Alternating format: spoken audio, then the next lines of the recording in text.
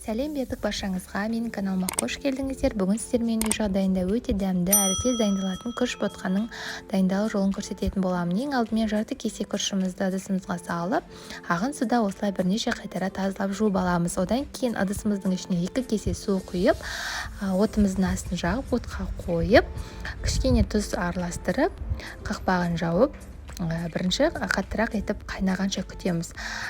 Ыдысымыздағы күрішіміз қатты қайнағаннан кейін астын баяу қойып 20 минут пісіріп аламыз. Пісіру барысында арасында осылай қақпағын ашып, қозғап тұрыңыздар, өйткені асты жабысып қалуы мүмкін. Сондықтан асты жабыспас үшін осылай арасында араластырып тұрсаңыздар, өте жақсы тиімді.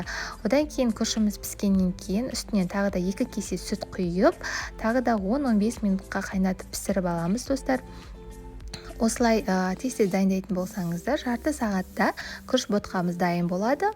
Балапандарыңызға, отбасыларыңызға таңғы асқа пісіріп беріңіздер міндетті түрде. Өте дәмді ботқаның бірі.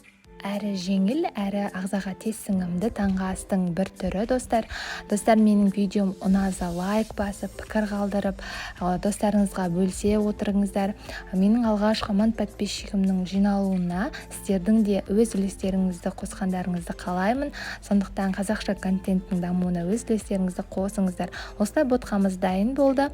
Сонымен ыдысымызға салып, әдемілеп, бетіне өздеріңіздің қалауларыңызша май қойсаңыздар болады, немесе дәнді дақылдар, жеміс-жидектермен әсемдеп ұсынсаңыздар болады. Ас болсын, сіздермен бірге болған Айпана.